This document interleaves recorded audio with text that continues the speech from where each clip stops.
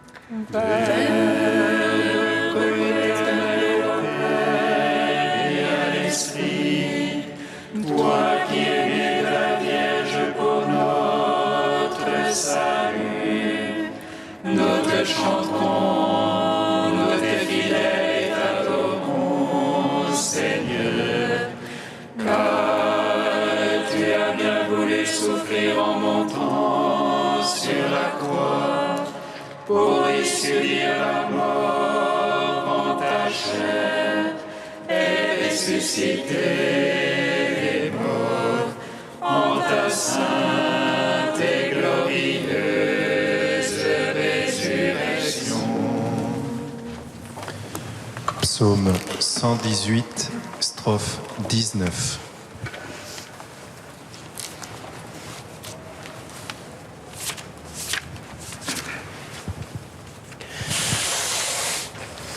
Tu es proche, Seigneur, par ta parole, sauve-moi. Tu es proche, Seigneur, par ta parole, sauve-moi. J'appelle de tout cœur, réponds-moi. Je garderai tes volontés. Je t'appelle, Seigneur, sauve-moi. J'observerai ton témoignage. Je devance l'aurore et j'implore. J'espère en ta parole. Mes yeux devancent l'éveil pour méditer sur ta promesse. En ton amour, écoute ma voix. En tes jugements, vivifie-moi. Il s'approche mes infâmes persécuteurs. Il s'éloigne de ta loi. Tu es proche, toi, Seigneur. Vérité que tous tes ordres. Dès longtemps j'ai su de ton témoignage. Car jamais tu l'as fondé. Gloire au Père, au Fils, au Saint-Esprit, pour les siècles des siècles. Amen. Tu es roche, Seigneur, par ta parole, sauve-moi.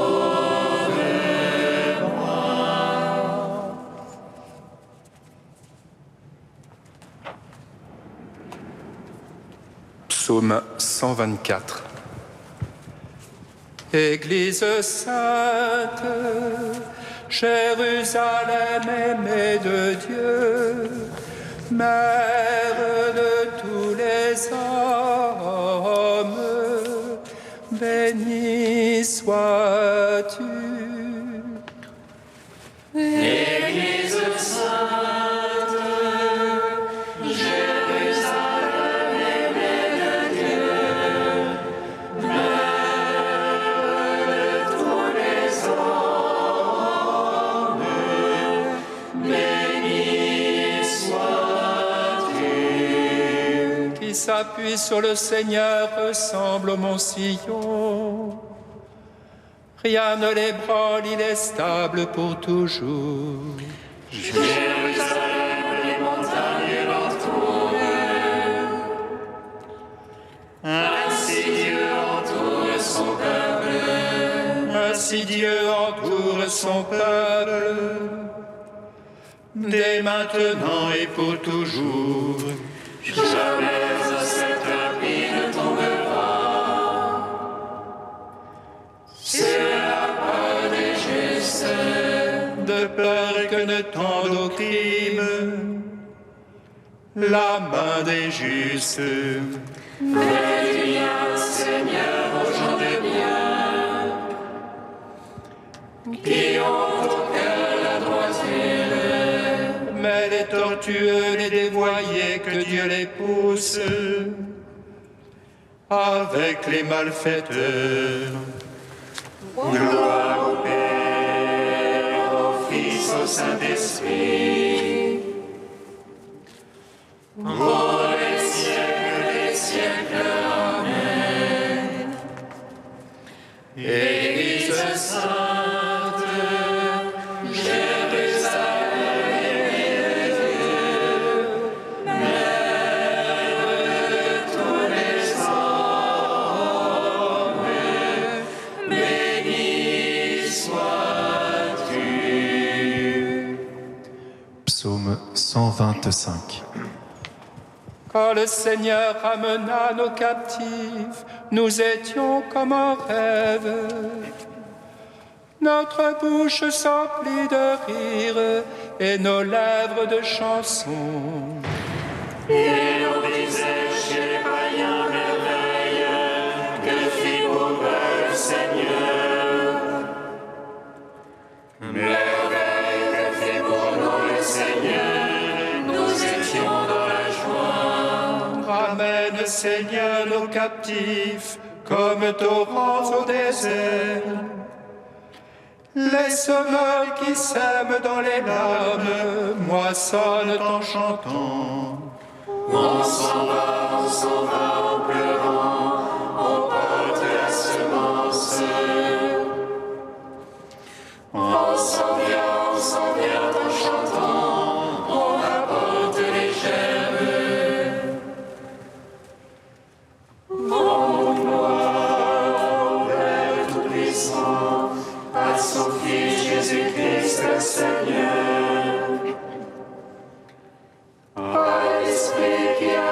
dans nos cœurs, pour les siècles des siècles. Amen. Église sainte, Jérusalem aimée de Dieu, Mère de tous les hommes, bénie sois-tu. Cantique de Baruch, page 317. Celui qui sait tout connaît la sagesse. Par son intelligence, il a scruté. Lui qui a fondé la terre pour toujours, l'a remplie d'êtres vivants. Il envoie la lumière et elle part, il la rappelle réveillée en tremblant. Les étoiles brillent à leur poste joyeuse, à sa voix elles répondent, nous voici. Elles brillent avec joie pour leur auteur, c'est lui notre Dieu. Aucun autre ne lui est comparable, il a scruté la connaissance tout entière. Il a révélé à Jacob son serviteur, à Israël son bien-aimé. Ainsi est-elle apparue sur la terre, elle a conversé avec les hommes. Elle est le livre des préceptes de Dieu, la loi qui subsiste éternellement. Celui qui la garde vivra, quiconque l'abandonne mourra. Reviens Jacob s'ésinant, marche vers sa splendeur, à sa lumière. Heureux sommes-nous Israël, ce qui plaît à Dieu nous fut révélé. Rendons gloire au Père Tout-Puissant, à son Fils Jésus-Christ le Seigneur, à l'Esprit qui habite en nos cœurs, pour les siècles des siècles. Amen.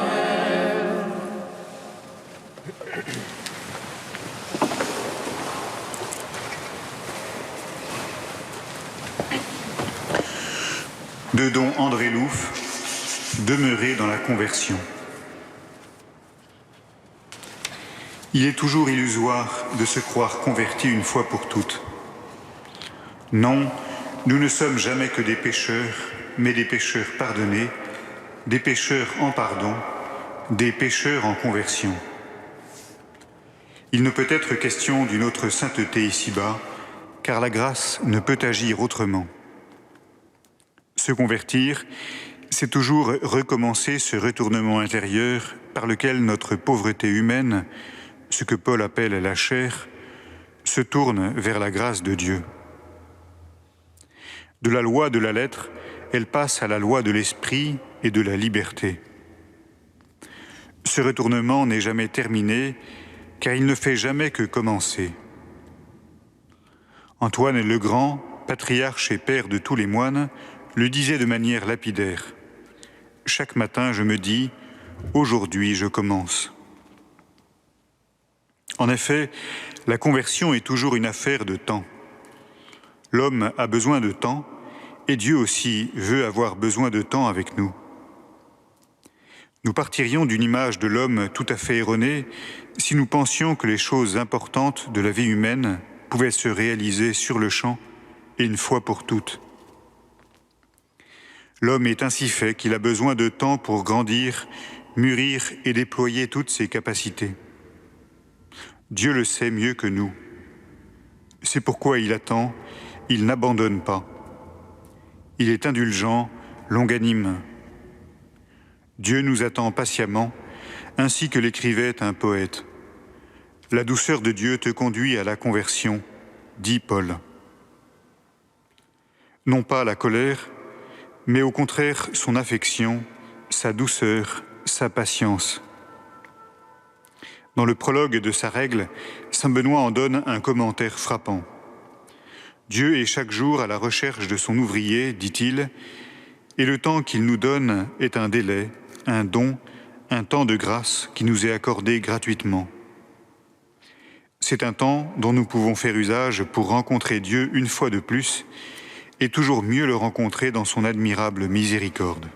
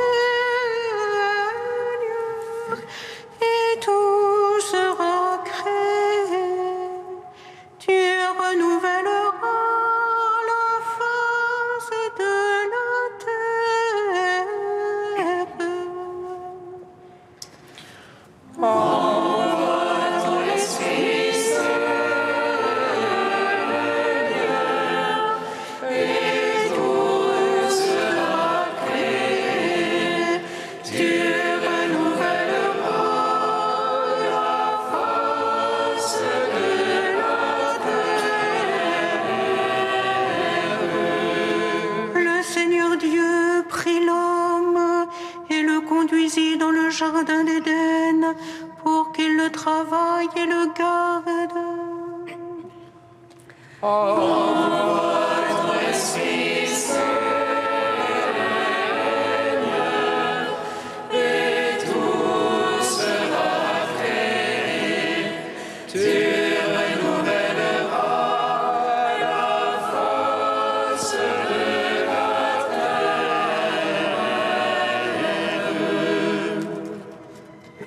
Lecture du livre de la Genèse. Lorsque le Seigneur Dieu fit la terre et le ciel, aucun buisson n'était encore sur la terre, aucune herbe n'avait poussé, parce que le Seigneur Dieu n'avait pas encore fait pleuvoir sur la terre, et il n'y avait pas d'homme pour travailler le sol. Mais une source montait de la terre et irriguait toute la surface du sol. Alors le Seigneur Dieu modela l'homme avec la poussière tirée du sol. Il insuffla dans ses narines le souffle de vie, et l'homme devint un être vivant. Le Seigneur Dieu planta un jardin en Éden, à l'Orient, et y plaça l'homme qu'il avait modelé. Le Seigneur Dieu fit pousser du sol toutes sortes d'arbres, à l'aspect désirable et aux fruits savoureux. Il y avait aussi l'arbre de vie au milieu du jardin et l'arbre de la connaissance du bien et du mal. Le Seigneur Dieu prit l'homme et le conduisit dans le jardin d'Éden pour qu'il le travaille et le garde. Le Seigneur Dieu donna à l'homme cet ordre. Tu peux manger les fruits de tous les arbres du jardin, mais l'arbre de la connaissance du bien et du mal, tu n'en mangeras pas, car le jour où tu en mangeras, tu mourras. Gloire à toi, ô Dieu vivant, gloire à toi. Gloire.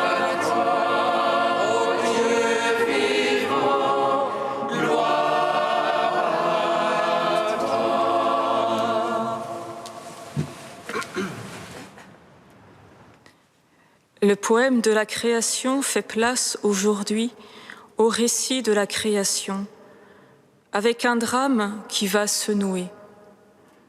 L'homme, tiré de la terre, est devenu un être vivant par l'inhalation du souffle de Dieu, est placé dans un jardin où tout est bien ordonné. Tout y respire la bonté et l'harmonie originelle. Et comme hier, Dieu lui adresse personnellement la parole. Mais cette fois, la forme du commandement va nous introduire à une meilleure intelligence de la liberté de l'homme, de notre liberté. Tu peux manger les fruits de tous les arbres du jardin. Le commandement de Dieu est avant tout positif. Tout est offert. Mais, ajoute Dieu, l'arbre de la connaissance du bien et du mal, tu n'en mangeras pas, car le jour où tu en mangeras, tu mourras. À l'intérieur de cette vaste permission, tu peux manger les fruits de tous les arbres du jardin. Dieu pose une limite. L'arbre de la connaissance du bien et du mal, tu n'en mangeras pas. Cette limite, Dieu la pose non pas comme une menace pour garder jalousement un savoir concernant l'homme, mais comme l'indication d'une voie de malheur et de mort pour lui suggérer de l'éviter. L'exercice de la liberté de l'homme devant ce possible, tu peux manger de tous les arbres du jardin, consistera donc à choisir pour lui ce que Dieu veut de bon. L'amour ne s'impose pas, il s'offre à la liberté de l'autre et s'éprouve dans le temps. Je prends aujourd'hui à témoin, dit Dieu, contre vous le ciel et la terre. Je mets devant toi la vie ou la mort, la bénédiction ou la malédiction. Choisis donc la vie pour que vous viviez, toi et ta descendance. Le commandement ainsi compris signifie que la création de l'homme n'est pas une simple fabrication ou une pure production. Il ouvre et il atteste l'espace de la liberté, de la réponse, de la responsabilité. L'homme est appelé à accueillir sa propre création, à la ratifier, à la faire sienne par un acte de liberté. Être créé signifie ainsi finalement pour l'homme consentir à être créé. Consentir à être créé, cela veut dire accepter de ne pas être moi-même mon origine et mon commencement. C'est accepter qu'un autre soit mon origine et mon commencement. C'est donc accepter de naître. C'est aussi accepter que ma vie demeure un mystère à moi-même, puisqu'elle ne s'explique pas à partir de moi.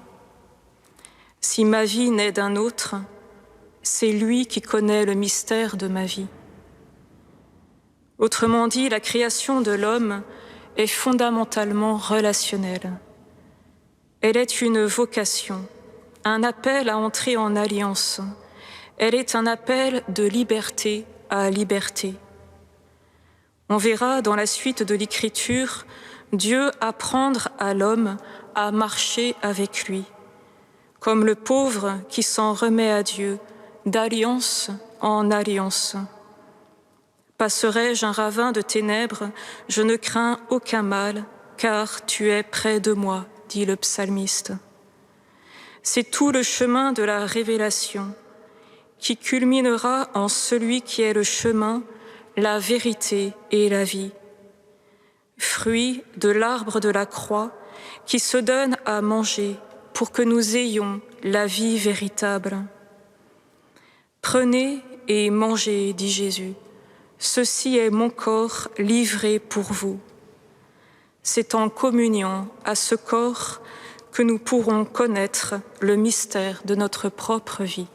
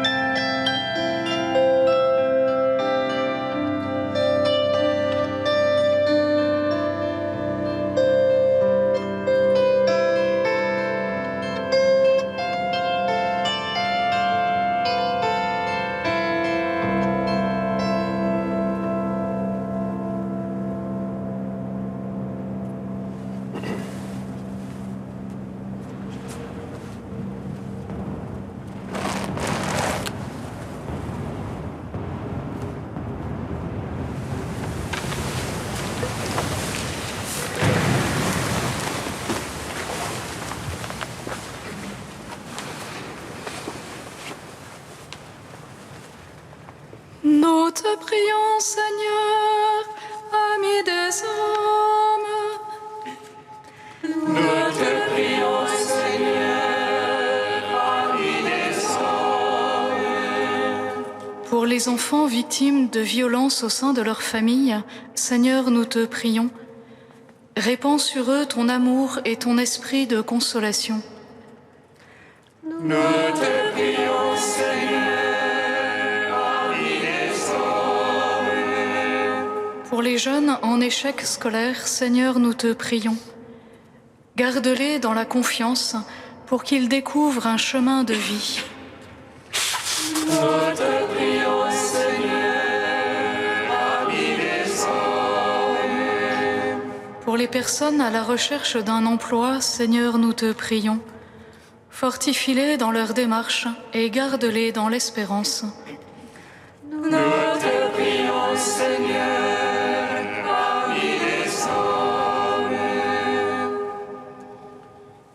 Saint Dieu, Saint fort, Saint immortel, pitié de nous.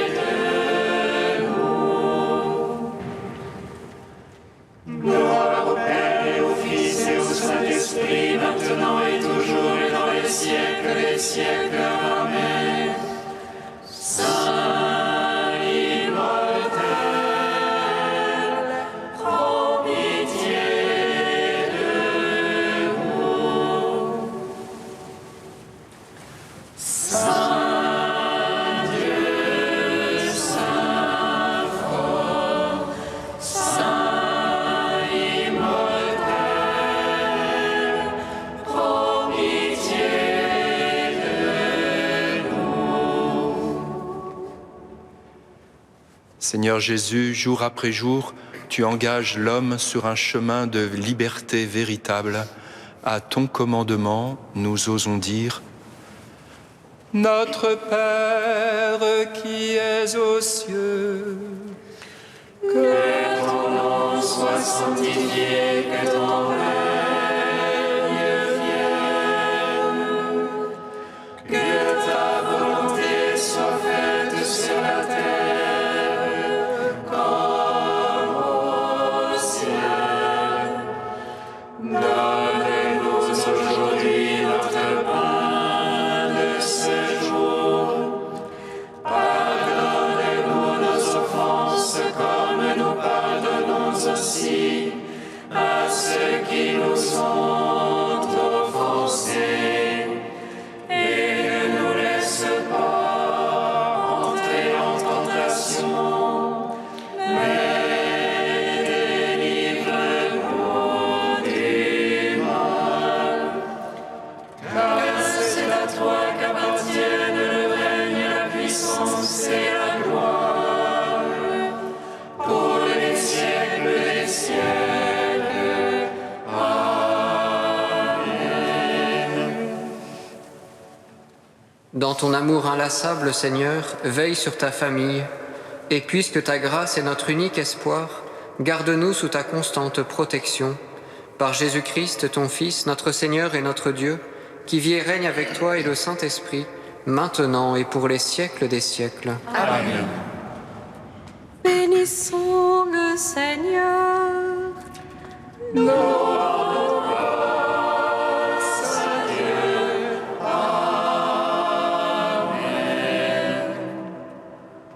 L'ange annonça à Marie qu'elle serait la mère du Sauveur. L'Esprit Saint, réjouis-toi, Marie pleine de grâce, le Seigneur est avec toi.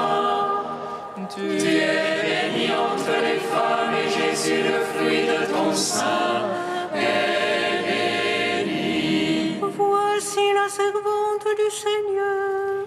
Qu'il me soit fait selon ta parole. Réjouis-toi, Marie pleine de grâce, le Seigneur est avec toi. Tu es bénie entre les femmes et Jésus, le fruit de ton sein,